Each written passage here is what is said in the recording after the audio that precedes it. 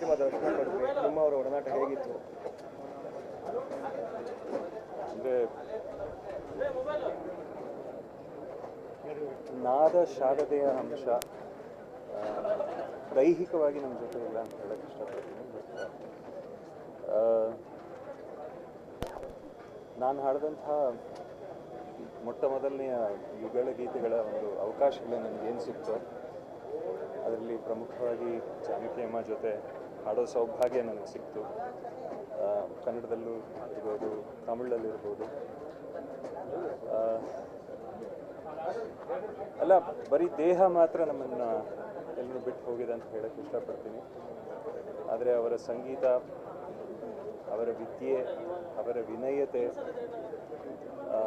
ಅದಷ್ಟು ಕೂಡ ಶಾಶ್ವತವಾಗಿ ನಮ್ಮೆಲ್ಲರ ಹೃದಯಗಳಲ್ಲಿ, ಮನಸ್ಸಲ್ಲಿ ಸದಾಕಾಲ ಇರುತ್ತೆ, ಉಳಿಯುತ್ತೆ ಅಂತ ನಾನು ನಂಬಿದ್ದೀನಿ.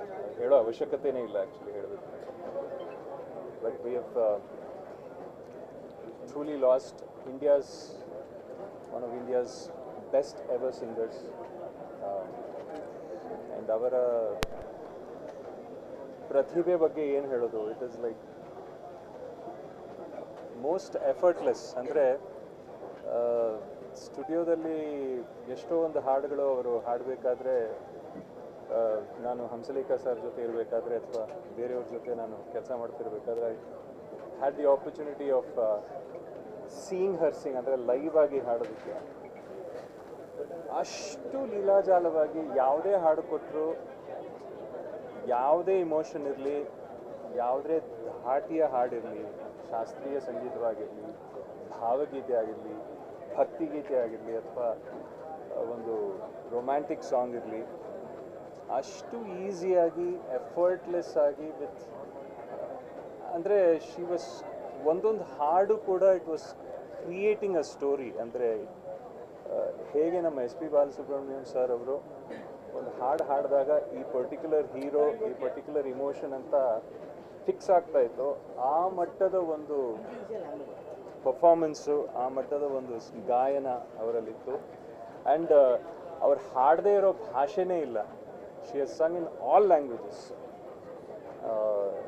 ಭಾರತದಲ್ಲಿ ಎಷ್ಟು ಭಾಷೆಗಳಿದೆ ಅಷ್ಟು ಭಾಷೆಗಳಲ್ಲಿ ಹಾಡಿದ್ದಾರೆ ಅವರು. ಅಂಥ ಆ್ಯಕ್ಚುಲಿ ನಮ್ಮ ಪುಣ್ಯ, ಅವರು ಕೊನೆಗಾಲಿ ಟೈಮಲ್ಲಿ ಇಲ್ಲಿ ನಮ್ಮ ಮೈಸೂರಲ್ಲಿ ಬಂದು ನೆಲೆಸಿದ್ದು ಅದು ನಮ್ಮ ಪುಣ್ಯ ಅಂತ ಅನ್ಕೋತೀನಿ.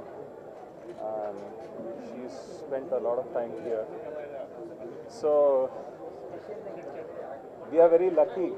ಯಾಕೆಂದರೆ ಲಾಸ್ಟ್ ಡೇಸ್ ಅವರು ಇಲ್ಲಿ ನಮ್ಮ ನಾಡಲ್ಲಿ, ನಮ್ಮ ರಾಜ್ಯದಲ್ಲಿ, ಮೈಸೂರಲ್ಲಿ ಬಂದು ಇದ್ದು ನಮ್ಮೆಲ್ರಿಗೂ ಅವರ ಪ್ರೆಸೆನ್ಸಿನ, ಅವರ ಒಂದು ಉಪಸ್ಥಿತಿಯ ಒಂದು ಆಶೀರ್ವಾದವನ್ನು ನೀಡಿದ್ದಾರೆ. ಸೊ ಅವರ ಆತ್ಮಕ್ಕೆ ಶಾಂತಿ ಸಿಗಲಿ. ಆ್ಯಂಡ್ ಅವರಿಂದ ಸ್ಫೂರ್ತಿಗೊಂಡ ಅನೇಕ ಗಾಯಕಿಯರಲ್ಲಿ ನಾನು ಕೂಡ ಒಬ್ಬ. So soul the rest in peace. ಕಡೆ ಭೇಟಿ ಯಾವಾಗ ಮಾಡಿದ್ರು ಸರ್? ಒಳ್ಳೊಳ್ಳೆ ಕನ್ನಡ ಆಕ್ಟರ್ಗಳು ಸರ್ ಕಡೆ ಭೇಟಿ ಯಾವಾಗ ಇತ್ತೀಚೆಗೆ ಅಂದರೆ ಅಫ್ಕೋರ್ಸ್ ಸರಿಗಮಪ ವೇದಿಕೆಯಲ್ಲಿ ಇನಿಷಿಯಲ್ ಸೀಸನ್ಸಲ್ಲಿ ಅವ್ರ ಜೊತೆ ಜಡ್ಜ್ ಆಗಿ ಕೂತ್ಕೊಳ್ಳೋಂಥ ಸೌಭಾಗ್ಯ ನನಗೆ ಸಿಕ್ತು. ಸೊ ಆ ಟೈಮಲ್ಲಿ ಸ್ವಲ್ಪ ಒಡನಾಟ ಇತ್ತು. ಅಬೌಟ್ 3-4 ಇಯರ್ಸ್ ಬ್ಯಾಕ್ ಅಂತ ಹೇಳ್ತಾ. ಯಾಕೆಂದರೆ ಅದಾದಮೇಲೆ ಸ್ವಲ್ಪ ಸೆಕ್ಲೂಡರ್ ಆಗಿದ್ದರು ಅವರು, ಎಂಜಾಯಿಂಗ್ ಹರ್ ರಿಟೈರ್ಡ್ ಲೈಫ್. ಏನು ಅದು ಒಂದು ಗುಡ್ ಥಿಂಗ್ ಏನು ಅಂದರೆ she was not like bed ridden, she didn't suffer. ಅದು ಒಂದು ದೊಡ್ಡ ಒಂದು, ಯಾರಿಗಾದರೂ ಅದು ಒಂದು ದೊಡ್ಡ ವರ ಅಂತ ಹೇಳೋಕ್ಕೆ ಇಷ್ಟಪಡ್ತೀನಿ. And she was enjoying Har retired life. ಅಂದರೆ ಒಂದು 100 ವರ್ಷಕ್ಕೆ, 200 ವರ್ಷಕ್ಕೆ, 500 ವರ್ಷಕ್ಕೆ ಮಾಡುವಂಥ ಕೆಲಸ ಮಾಡಿ ಹೋಗಿದ್ದಾರೆ ಅವ್ರು ಕೊಟ್ಟಂಥ ಹಾಡುಗಳು. ಸೊ ಹಾಗಾಗಿ ಅದೇ ನಾನು ಹೇಳಿದ ಹಾಗೆ ಬರೀ ದೇಹ ನಮ್ಮನ್ನು ಬಿಟ್ಟು ಹೋಗಿದೆ. ಅವರ ಗಾಯನ, ಅದರ ಮೆಮರೀಸ್ ಶಾಶ್ವತವಾಗಿ ನಮ್ಮ ಜೊತೆ ಇರುತ್ತೆ, ನಮ್ಮ ನಾಡಿಗೇನೆ ಇರುತ್ತೆ ಅಂತ ಹೇಳಕ್ಕೆ ಇಷ್ಟಪಡ್ತೀನಿ. Thank you. Thank you sir.